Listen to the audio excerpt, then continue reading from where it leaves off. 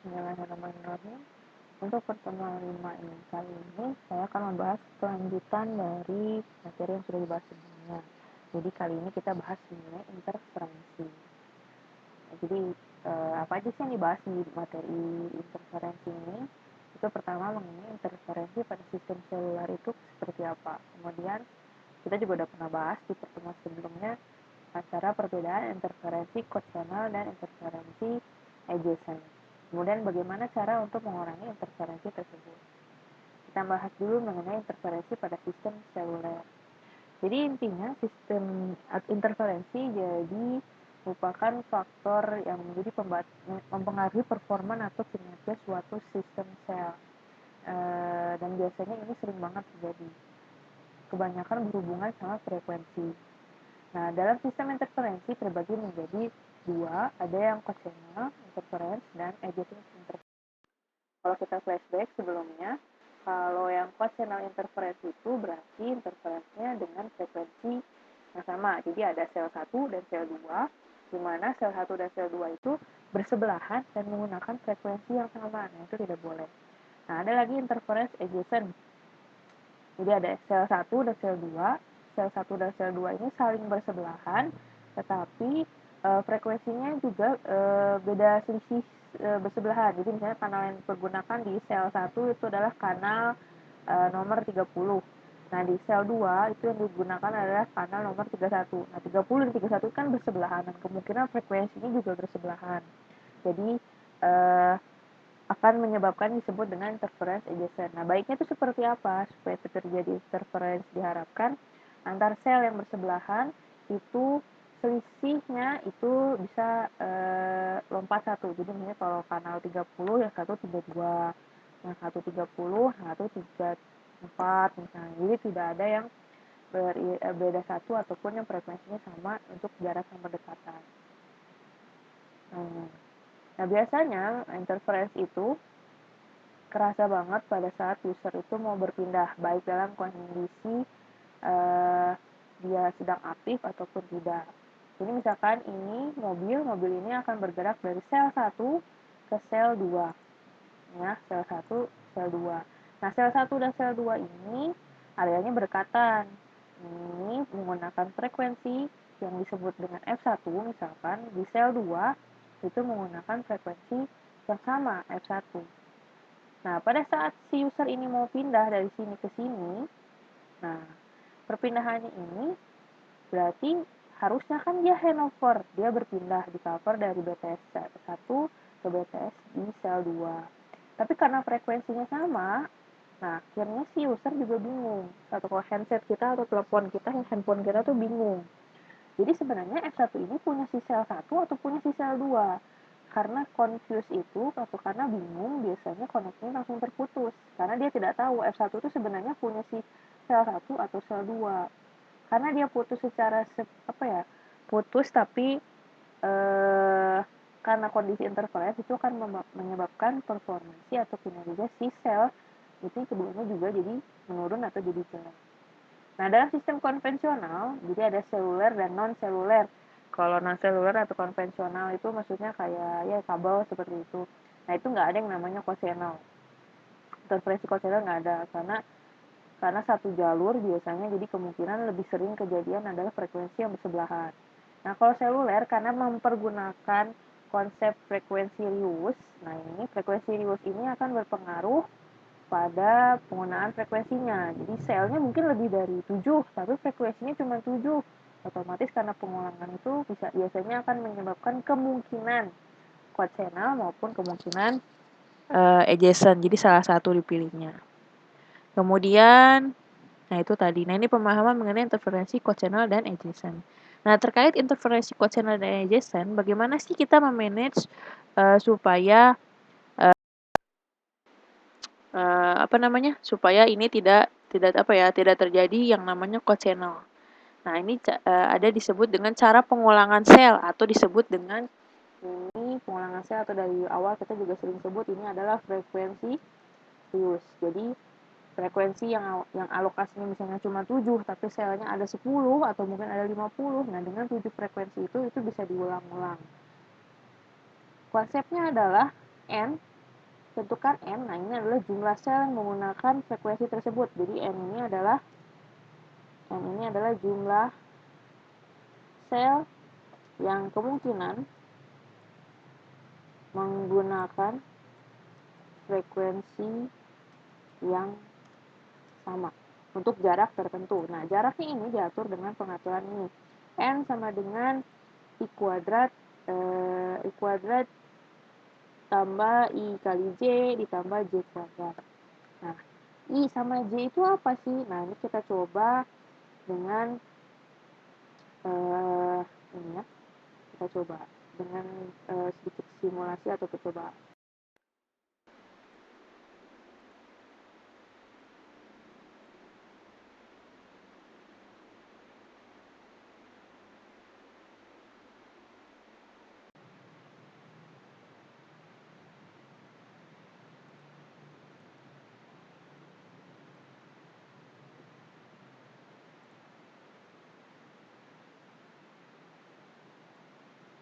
Ya. Jadi di sini teman-teman bisa lihat di sini ada penggunaan sel. Nah, ini banyak heksa. Misalkan kita tandai di sini itu adalah sel A.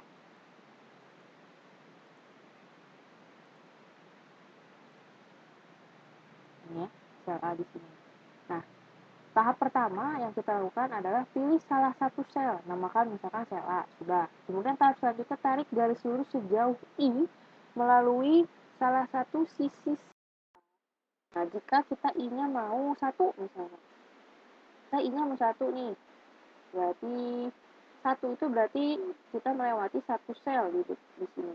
Jadi kalau misalnya satu itu kira-kira gambarnya, nah ini satu itu berarti sini. Kalau mau dua berarti di sini. Kalau mau tiga berarti di sini. Tergantung kebutuhan teman-teman. Misalkan ternyata teman-teman mau pakainya satu di sini. Nah, arahnya mau kemana aja, Bu? Nah, arahnya bebas. Teman-teman bisa arahnya ke sini, atau arahnya ke sini, ke sini, atau ke sini, itu bebas. Nah, misalnya kita coba dulu yang arahnya lurus ke bawah ini ya. Dengan I sama dengan 1. Nah, berarti kalau di sini kita tulis ini untuk kondisi I sama dengan 1, dan J juga sama dengan I sama dengan 1, dan J sama dengan 1. Ya. Nah, tadi langkah kedua, tarik garis jauh I melalui salah satu sisi sel A. Kita ambil yang I-nya ini adalah di sini. Dengan I sama dengan 1, berarti hanya satu step. Dari sini ke sini itu hanya satu step. Kemudian berhenti di pusat sel. Seperti pusat selnya sini. Lalu dari titik ini, bikin atau putar 60 derajat. Nah, 60 derajatnya itu terhadap apa dan bagaimana? 60 derajat itu kira-kira kalau kita bikin tarik lurus sumbu X. Nah, ini. Nah, berarti si 60 derajatnya itu adalah ke sini. Jadi dari sini ke sini ini adalah 60 derajat. Sorry. Ini 60 ya, 60 derajat. Nah, 60 derajat itu menjadi terhadap garis lurus si titik A ini. Lanjutan titik A ini. Nah, kalau J-nya 1 berarti berhentinya di sini. Kalau J-nya 2, misalnya nih, saya nggak mau J-nya 1, Bu, mau J-nya 2. Ini juga bisa. J-nya 2, maka berarti stepnya teman-teman ngelewatin ini jadi 2 sel. Di sini. Nah, berarti sel yang ditunjuk di sini itu adalah sel frekuensi yang menggunakan sel. Misalnya sel A ini menggunakan frekuensi F1. Maka terakhir di sini ini adalah frekuensi F1 juga. Gitu. Jadi dengan I1 dan J2 ini menghasilkan atau menempatkan posisi frekuensi di sini sebagai F1. Nah, gimana kita lihat kalau nah ini contoh untuk case I1, sebentar, saya kayaknya ada kekeliruannya. Oh sorry, saya koreksi ya. Jadi kalau I1 dia memang melewati satu sel dan berhenti. Ini sorry ya, ini saya ada keliru ya. Melewati satu sel, kemudian berhenti di titik tengah setelah sel yang dilewati. Jadi melewati satu sel tapi berhenti di titik tengah sel selanjutnya. Jadi nggak berhenti di titik itu. Jadi jumlahnya tetap satu ya. Ini maksudnya adalah, nah ini, melewati si satu sel ini. Ini maksudnya I sama dengan 1 itu adalah melewati si satu sel ini. Gitu. Jadi maksudnya I sama dengan 1 itu adalah melewati satu step atau melewati satu sel, kemudian di sel selanjutnya berhenti di tengah-tengah. Nah itu, sorry ya, saya koreksi. Kemudian dari titik ini kita gambar garis lurus dulu secara horizontal. Dari ini tarik sudut 60 derajat. Nah kalau J-nya sama dengan 1, nah ini sorry saya koreksi juga ya, berarti kalau J-nya sama dengan 1, jadi maksudnya melewati dulu satu sel. Nah ini ya, melewati dulu satu sel, lewati satu sel, kemudian, nah ini satu sel yang ini. Setelah melewati satu sel, lalu berhenti di titik tengah sel selanjutnya. Jadi kalau misalkan ini J-nya 1, itu tadi seperti tadi, kalau J-nya 2, berarti berhentinya nggak di situ. Tuh, berarti bisa berhentinya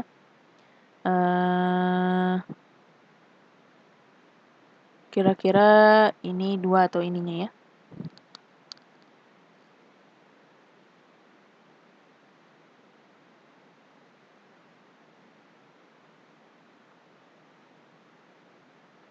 Kira-kira begitu ya. Kalau ini 1, pokoknya konsepnya seperti itu. Sorry. Nah, kalau mau memastikan, nah ini menggunakan persamaan yang ini. N sama dengan I kuadrat plus I plus J, I kuadrat plus I kali J plus J kuadrat. Jadi kalau I-nya 1, J-nya 1, jadi kemungkinan pengulangan N-nya itu hanya 3. Kalau I-nya 0, J-nya 2 itu hanya 4. Kalau I-nya 1, 2, ini bisa kemungkinan ada 7 kali pengulangan. Begitu untuk selanjutnya. Jadi angka-angka N ini didapat dari persamaan rumus yang tadi. Nah, cara penentuannya kira-kira seperti tadi yang saya jelaskan di sini ya. Kita lanjutkan. Nah, ini adalah beberapa notasi. Nah, ini juga dibahas sebenarnya di pertemuan yang awal atau yang sebelumnya. Jadi ada D adalah jarak pengulangan. Nah, ini D adalah jarak pengulangannya atau reduced distance-nya. Kemudian R adalah jari-jari sel heksagonal. N adalah kelompok sel atau kelompok cluster. Jadi hati-hati N yang ini. Nah, ini maksudnya N-nya jumlah pengulangannya sama N yang ini ya. Ini kelompok sel atau clusternya. Nah, ini kalau teman-teman review ke pertemuan sebelumnya, ini ada juga kita bahas ya.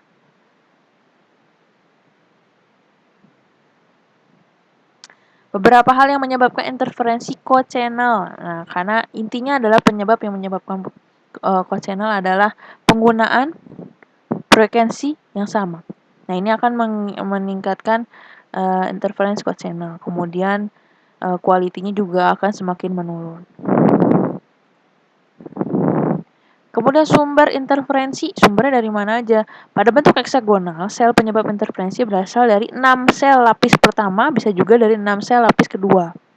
Jadi kalau misalnya ada bentuk heksagonal, nih kalau kita lihat tadi bentuk heksagonal, nah ini misalkan lapis pertama itu isinya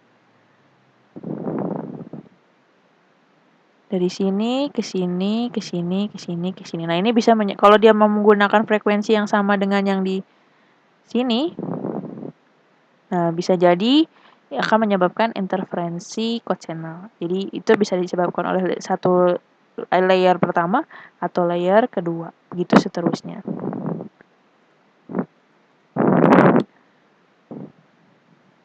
Sebagai parameter, nah untuk mengukur parameter kualitasnya maka muncullah parameter C2I atau carrier to interference ratio. Nah, yang paling bagus itu C2I yang besar atau C2I yang kecil.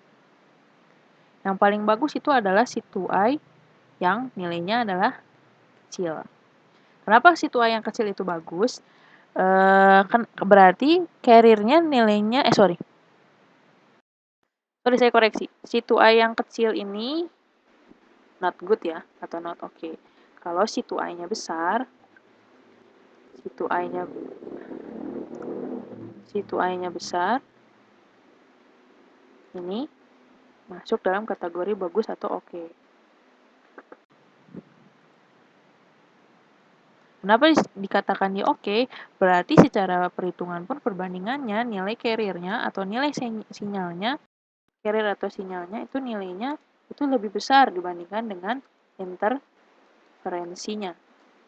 Tapi kalau si 2i-nya itu nilainya kecil, itu sudah bisa dipastikan berarti nilai interferensinya besar, 0,000 sekian kan berarti kemungkinan nilai si 2i-nya itu. Jadi yang diharapkan adalah nilai si 2i-nya besar, kira-kira seperti itu. Karena nilai carrier atau sinyalnya itu lebih besar dibandingkan dengan sinyal interferensi. Nah, tadi yang dibahas nih, ini ya sumber interferensi channel, jadi ada beberapa layer. Nah, yang kuning ini adalah misalnya tempat kita berdiri ini yang cover adalah sel yang kuning ini. Kemudian satu layer pertama atau lapis pertama ini yang warna merah menggunakan frekuensi yang sama.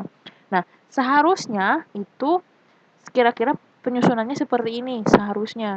Tapi kadangkala dalam pengaturan di lapangan itu nggak seperti ini. Bisa aja si merah ini ada dekatan dengan warna kuning ini. Jadi ditaruh di sini misalnya. Nah, itu akan menyebabkan interferensi. Kenapa? Karena frekuensi si kuning sama si merah ini sama. Gitu. Jadi diharapkan itu tidak berdekatan. Nah, ini sedikit ilustrasi interference co-channel, sudah saya jelaskan juga di awal. Kemudian ini adalah besarnya C2I minimum suatu sistem seluler. Nah, ini baru sampai tahap 2G ya, ada AMPS itu 1G dan 2G. Biasanya kalau dengan menggunakan frekuensi hopping, C2I-nya jadi 9 dB. Tapi tanpa frekuensi hopping itu C2I-nya bisa sampai 12 dB. Kalau teman-teman cek 9 dB sama 12 dB itu besaran mana ya? Nanti dicek 9 dB itu kira-kira kalau dibuat angka itu sekitar 7,9. Kalau 12 dB itu sekitar 15,84. Jadi dB-nya memang lebih besar ya kalau tanpa frekuensi hopping.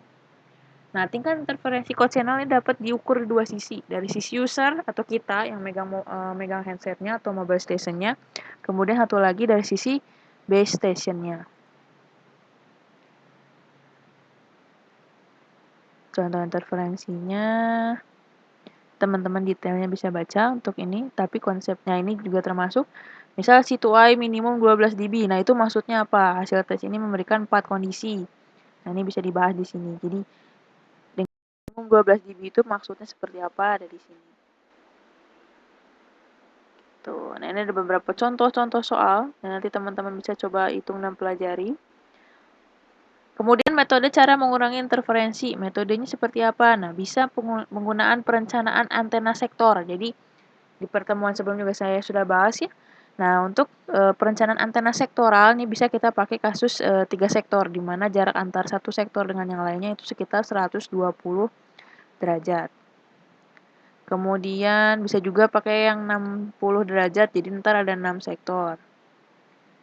Nah, ini salah satu solusinya. Jadi kalau di pertemuan sebelumnya solusi untuk menambah kapasitas seluler itu ada cell split, kemudian ada konsep zona mikrosel, juga ada sektorisasi. Nah, sektorisasi ini memang berkaitan dengan interferensi. Jadi termasuk salah satu cara untuk mengurangi interferensi. Gitu. Mungkin itu yang bisa saya sampaikan pembahasan mengenai interferensi. Karena di sini ada beberapa perhitungan, nanti akan kita coba bahas dengan menggunakan contoh latihan. Di bahasan yang terpisah. Mungkin itu yang bisa saya sampaikan. Terima kasih. Wassalamualaikum warahmatullahi wabarakatuh.